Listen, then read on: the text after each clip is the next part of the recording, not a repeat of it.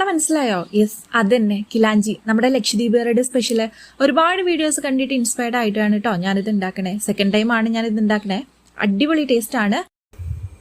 ഒരു കപ്പ് കുതിർത്ത് വെച്ചിട്ടുള്ള പച്ചരിയിലേക്ക് 2 മുട്ടയും ഉപ്പും വെള്ളവും ചേർത്തിട്ട് നന്നായിട്ട് അരച്ചെടുക്കുക. നല്ല ലൂസായിട്ട് വേണം ഇതിൻ്റെ ബാറ്റർ നമുക്ക് കിട്ടാൻ വേണ്ടി. ഈ ഒരു ബാറ്ററിലേക്ക് നമുക്ക് കുറച്ചുകൂടെ വെള്ളം ആഡ് ചെയ്ത് കൊടുക്കാം. ഞാൻ അരച്ച് വെച്ച മിക്സിയിലേക്ക് കുറച്ചുകൂടെ വെള്ളം ഒഴിച്ചിട്ട് ഇതിലേക്ക് ആഡ് ചെയ്ത് കൊടുക്കുന്നുണ്ട്. നല്ല ലൂസായിട്ട് വേണം നമുക്കിതിൻ്റെ ബാറ്റർ കിട്ടാൻ. ഈ ഒരു ബാറ്റർ നമുക്ക് പാനിലേക്ക് ഒഴിച്ചിട്ട് ചുട്ടെടുക്കാം. വളരെ തിന്നായിട്ട് വേണം നമുക്കിത് ചുട്ടെടുക്കാൻ വേണ്ടിയിട്ട്. ചുട്ടെടുക്കുന്ന സമയത്ത് അതിൻ്റെ സൈഡൊക്കെ നന്നായിട്ട് ഇങ്ങനെ വിട്ടിട്ട് വരും. ആ സമയത്ത് നമുക്കത് കൈ കൊണ്ട് തന്നെ എടുക്കാം. കൈ കൊണ്ട് എടുക്കുന്ന സമയത്ത് സൂക്ഷിക്കണം, കൈ പൊള്ളാതെ നോക്കുക. എൻ്റെ കൈ ഒരു 3-4 പ്രാവശ്യം പൊള്ളിയിട്ടുണ്ട്. അപ്പോൾ നമുക്ക് കൈ കൊണ്ട് തന്നെ എടുക്കാവുന്നതാണ്. എന്നിട്ട് നമുക്കത് നല്ല രൂപത്തിലൊന്ന് ഫോൾഡ് ചെയ്ത് കൊടുക്കാം. ഞാനൊരു ട്രയാങ്കിൾ രൂപത്തിലാണ് ഇവിടെ മടക്കിയെടുക്കുന്നത്. ഇനി ഇതിലേക്ക് പാല് റെഡിയാക്കാം. തേങ്ങാപ്പാലിലേക്ക് ദ്വീപ് ശർക്കരയും പഴവും ആഡ് ചെയ്യുന്നതാണ്.